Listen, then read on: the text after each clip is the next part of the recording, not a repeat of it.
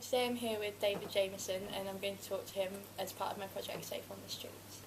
So my first question for you is how can the police actually intervene in a situation where somebody is being harassed on the street? So a sort of minor situation, if somebody's walking and they've got someone shouting something at them or maybe trying to talk to them and they clearly aren't comfortable with it. If the police see people being harassed on the street for whatever reason, they can intervene and they can use the law to take action against the person who's doing the harassing. If they see particularly older men harassing a younger girl, then that obviously has all sorts of overtones, sexual overtones, and that is a situation where they'd want to intervene. In fact, just recently, a case in Small Heath where police actually did see two men in their 20s, probably 30s, who were talking to a girl and appeared to be harassing them. They arrested them and both were charged for the harassment, and they took the girl to a place of safety. Okay, that's really interesting. So the police can actually arrest somebody for doing something like that? If the police have good reason to suspect that people are being harassed and it's an illegal harassment, then they can intervene. In the serious cases, of course, they can charge them with the offence. I think in the case I just mentioned, one of them was charged with trying to procure illegal sex. And yes, they can, and they can take action. In some cases, of course, they may spot something that's something and nothing, but in other cases it could be something that's developing into something serious. Okay. So what advice would you give to women and young girls? I'm kind of focusing on them specifically because I feel like from my research they seem to be the most affected by this issue of street harassment. There's no question that it is women and young girls that are the most affected, and some of the girls are actually very young, and we are talking girls barely out of primary school who are being harassed or groomed in the street, and also, more worryingly, over the internet. And the internet is the most worrying part of it, because what is happening is people are being groomed. They may then, for example, have pictures of themselves which they send to the person. They think they're sending it to another young person of a similar age to themselves, but they're not. And it could be somebody in another country, it could be, older male. They send it off, and then they appear, they find their pictures then appear on pornographic sites. Then the worry is, in some cases, it leads to face-to-face meetings where they meet up, and then that is even more worrying. So the harassment can take place all over the internet, or it can take place in face-to-face meetings. Yeah, I agree that the harassment is definitely part of a bigger problem of, like you said, grooming, and it can lead to more serious cases like that. But I was thinking specifically about kind of situations where it's a stranger. I know that somebody online is a stranger, but somebody you've never seen or never spoken to, even if they weren't who you thought you were, you've literally never spoken to them. So if I was walking and somebody starts shouting something at me or tries to walk next to me and I feel uncomfortable and there's no police around, what would be the best thing to do? Well, I think the first thing, if you, whoever it is, male or female, if somebody is threatening you, then you try to move away from the situation. That's a way of defending yourself. This is not always possible, of course, but if somebody's doing that on a regular basis to them, or even if they're doing it on a serious level on a one-off, then they should actually call the police. So most people these days have a mobile phone with them. If somebody is being seriously threatened and don't have somebody to help them, a friend or a parent or an adult to help them, then they should call the police. The police now are being trained in much more depth than they were previously in how to deal with this sort of incident. And we're looking at the whole of the police force, all the officers, now being fully trained to recognise where people are perhaps under threat. Okay. I think that's very important, because I find that with these kind of situations, it's very difficult to kind of distinguish whether somebody is actually under threat or not if you're removed from it, because a lot of cases of street harassment, especially with catcalling, it's kind of only the victim and the perpetrator or perpetrators are going to actually be aware that it's happened. So it's good that the police are kind of being trained on how to actually recognise where it's happened. I think that is part of the problem. And if people report the cases, yeah. it may be then that person's been reported previously yeah. for having carried out what they've done. And then if a picture emerges of somebody who, maybe to start with, doing things that are fairly minor, like catcalling, but the real problem is, what does that lead to eventually? In most cases it won't lead to anything else, but in some cases of course it could. Yeah, I think catcalling is definitely part of a big problem that we have of rape culture and grooming, that if we can stop these small issues, it will help change their mindsets to try and stop the bigger issues. Well, even catcalling, I mean, if it is harassment, and if people are, it's what the victim feels, it's what the person who's receiving it feels. And, you know, even catcalling on a sort of regular basis, or using particular words, that's not good. And you know, that actually can constitute an offence. So if somebody's doing that, and particularly if they're shouting things that perhaps semi-obscene or making suggestions, then police can take action in those cases. Why do you think that people perhaps don't take those kind of minor aggressions that seriously? Do you think it's because they think it's not a huge offence, so it's not a big deal? Because I think that if a victim feels under threat, then that is something that we should talk about. But I feel like when I've particularly when I've told male friends, like, oh, I don't know, I was on the way home from school and a car kind of stopped by me and people started trying to talk to me, which has happened to me when I was just in my uniform on the way home.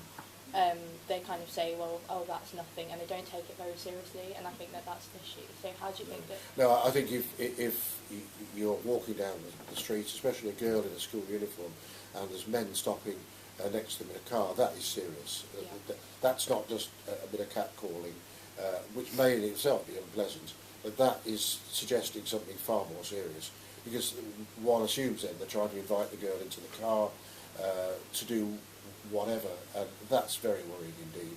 And I would say, if a girl found herself in that position, is to move away, try and seek a friend or somebody else some protection, get on a bus or go into a shop or whatever. And there are some shops now that are setting themselves up as places of refuge for young people who are being threatened, so the person inside will take them and call the police or whatever, and of course take the car number. Yeah, but I just mean in general that whenever people do talk out and kind of speak out about instances where they've been harassed, there is a general, people don't take it that seriously. Like, I think if there's if it gets to a level where there's kind of groping or something like that, people will take it seriously, but when it's words, people don't tend to. So how do you think that we can kind of make this issue, kind of remove the stigma around it and make it more kind of prevalent? I think in recent years these issues have become to the fore much more now. I mean, much more aware of these issues, whereas perhaps 50 years ago these things were thought to be sort of fairly normal. Not that groping or sexual attacks was thought to be normal. So I think there's a heightened awareness, and certainly within the police service these things are taken far more seriously now. I mean, just to give you a feel for it, the number of police officers that are working in public protection, and this is to do with all forms of personal violence, including domestic violence. We had about 350 in that area 2 or 3 years ago. There's now 800 people in the West Midlands police force who are actually involved with protecting people. That's 1 in 10 of our officers. Now, they are specially trained, but we have all other officers are systematically being trained in the same issues as well, to recognise where people are being harassed and actually to do something about it. Yeah. So there's definitely kind of an increased awareness of the problem. I think there's a huge increase in awareness.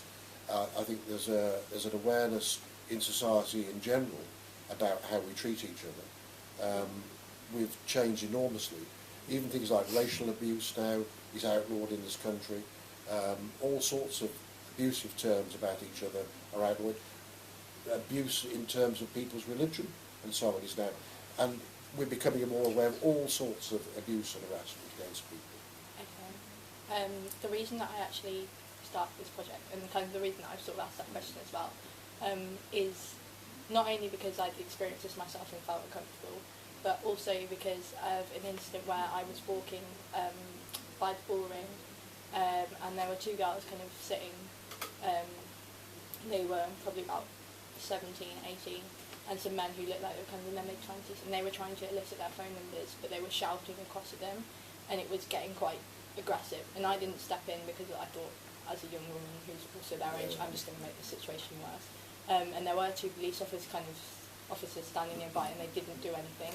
And that's why I'm actually so curious about what the police can do. And yeah, that's why I was wondering. I think there's this. We move down a journey with all these things. Yeah. There's one thing, a boy chatting to a girl or saying hello. That's one thing, especially a younger boy talking to a younger girl. But then when you get older boys or men start harassing people and actually probably saying things that are suggestive and so on, I think that's where people are being harassed. And I think in those circumstances, I think you or any other girl in those circumstances, you saw those officers there, he's actually going to speak to the officers. And these days you'd find those officers who are much more aware from their own training about what they might be seeing. Okay. You speak about more serious incidents, but I think that even when somebody does kind of say hello or just try and talk to a girl, you can't deny that that doesn't have a kind of gender bias, because I think recently a woman in New York published a video of her walking down the street around New York about street harassment, and she was showing how throughout the day, she was wearing kind of an internal camera, and it showed how throughout the day various men were trying to talk to her, some more serious cases than others. And a lot of people kind of said, well, a lot of men responded by saying, well, all I'm saying is hello, like that's just friendly. But the thing is that if it's just friendly, you don't see, men don't do that to other men, like it's usually straight men doing that to girls. So there's definitely some kind of undertone there, and I think that's what people find very unnerving, because they don't know the motivations behind somebody trying to talk to them. Well, I saw the footage from America. Of course, we'd seen only part of the footage, and we saw the most serious cases, and they were nasty, because people were saying hello and then shouting abuse when they got no response. Yeah. That is nasty. Yeah, that's particularly kind of, those are the kind of things that I'm focusing on. Yeah. I mean, that is unpleasant and nasty. And again, if somebody feels seriously threatened, and they should report that on, because that is just unacceptable. We shouldn't be having that on our streets. And that goes for a whole load of things. It's possible sexual harassment, but other forms of harassment as well are just not acceptable on the streets. But we've got to be very careful that we don't take all interactions between one person and another, the friendly smile or the hello, that we don't try and make out that all those things are hostile. Yeah. I mean, I think sometimes, things that have happened in schools, people have perhaps exaggerated what's gone on. We've become too risk averse in one sense, like comforting a child. People say there should be you should put your arm around a child, and I know that can have sort of connotations, but we've got to be careful where we go. But I accept what you say. If an older man saying to a girl anything more than hello or smile, and it goes further than that, then that can constitute some sort of harassment. Yeah. What are you going to do as Police and Crime Commissioner to ensure that women do feel safe on the street? Well, the first thing is, as I said, we are making sure that all officers have training. We've got a much stronger team in there, and the message we are putting out, loud and clear, is report these things, and let's build profiles up on the people who are doing the harassing. Because what has gone wrong in a number of areas in the country is that, firstly, the things haven't been reported. Secondly, in many cases, the authorities that should have taken action, and it's not just police authorities, it was local authorities, schools, parents themselves, have not taken proper action. And we must become much more aware of these things, so some of the very serious things that have happened just don't come about. Yeah. If someone were to go about reporting an incident like that, is it kind of a lengthy process to... No, it shouldn't be. I mean, if because I know that some of my friends say that they've kind of been deterred from reporting because they think it's going to be more stress and more hassle than it's worth, and that it won't actually do anything. That is always the problem reporting a crime, that you feel that you yourself are being investigated, and just having to give the information is onerous. But what we're looking at, and certainly over the next year or so, we're looking at new ways of reporting crime and using modern technology and new methods, where the members of the public can interact with the police in a much more efficient way. I agree with you. The old taking written statements and all the details, you know, it can be quite a put-off to somebody to reporting a crime, even something that's moderately serious. You know, sometimes people back off because of the time it takes to actually report it. That shouldn't be the case, and I think we're looking at ways in which people can report crime, perhaps using new types of media, and themselves not being under the same type of inconvenience that they have been in the past. Okay, I think that would be quite helpful because I think that, because you say that the main issue is that it isn't reported, like in terms of why it's maybe not taken as seriously, and I think that the reason that people don't report it isn't necessarily their fault. I think they're kind of scared of it not working out, and also sometimes having to recount the details of something that's actually quite, if it's a more serious case of street harassment where it's something that it's quite stressful to relate to somebody again, having to do that multiple times for like different statements and stuff, I think is what people... Well, younger children sometimes don't report things because either the abuser or perpetrator or they themselves feel that somehow it's their fault, that they caused it, and that's actually quite concerning. And it's usually younger children who feel that somehow that they brought this upon themselves, and of course that is not the case. I mean, they have been abused by somebody much older or been groomed by somebody much older, and we've got to encourage even those youngsters to actually report things perhaps to their parents, teachers, or directly to the police or others who they may come in contact with. Yeah, I think it's definitely important that we start to kind of teach young people from a young age, because like you said, this happens to people very young, that it isn't their fault if they are being harassed. Okay. And it's getting them to recognise the dangers, and certainly the dangers over the internet. And I think a lot of parents don't realise the dangers that there are, and their children are more au fait with the technology than the parents. And sometimes children can leap over the parental blocks and actually start doing things that they should never be doing. And sometimes younger children just don't realise what the consequences are of talking to people over the internet, people they don't know. What looks very innocent sometimes isn't. We've even found cases where younger boys of 15, 16 have been used as bait, where they are the first contact, but really he's the bait for older men who are trying to get in touch with girls well underage for any form of consent, and you know, girls even down to primary age. That is the sort of thing that we've got to tackle. Yeah. Okay. Thank you very much for your Thank time. you very much.